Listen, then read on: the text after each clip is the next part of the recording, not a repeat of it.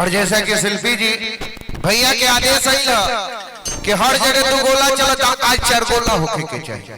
यानी 4 गोला के मतलब कि अंकुश और राजा और साथ में शिवानी सिंह और शिल्पी राज, यह अद्भुत जोड़ी है भाई। हम चाहेंगे कि 4 गो माइक की व्यवस्था कर दिया हो। चंदन भैया अब आप सामने आ जाएं, जैसा कि आपने फरमाइश किया था। हमारे 2 सुपरस्टार मंच पर उपस्थित हैं जिनकी गीत संगीत लाजवाब है। वैसे ही भोजपुरी की ट्रेंडिंग स्टार महिला कलाकार में शिल्पी राज जी, शिवानी सिंह जी उपस्थित हैं। सबको गीत और संगीत का हम सब सुनेंगे।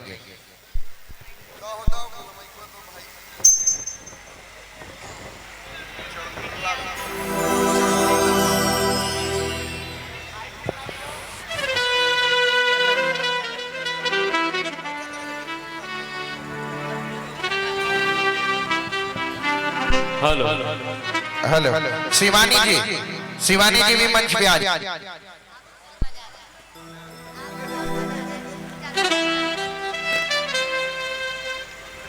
हेलो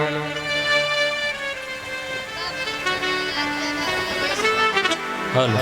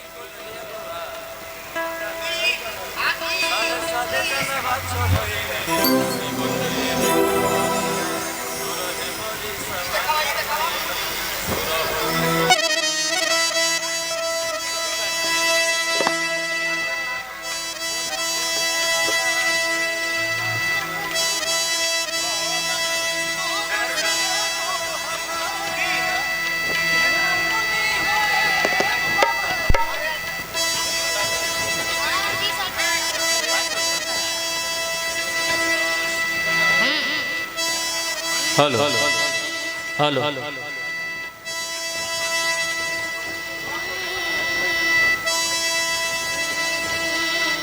चलिए एक बार फिर से आप सबके बीच में हमने की हाजिर बने जा सब कलाकार एक साथ।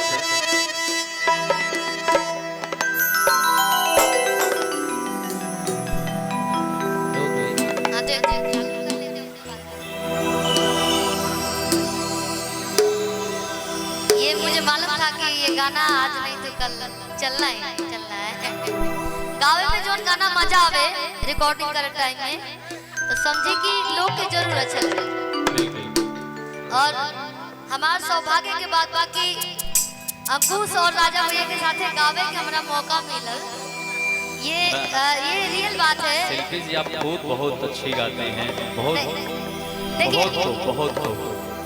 देखिए नया कलाकार के मौका मिलल बहुत। के भी एगो माइक दिहल जाए। हाँ बिल्कुल दीजिए।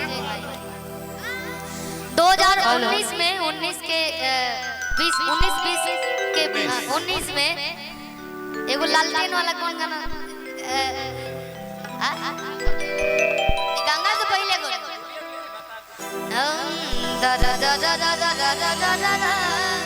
सुना यार तू देखते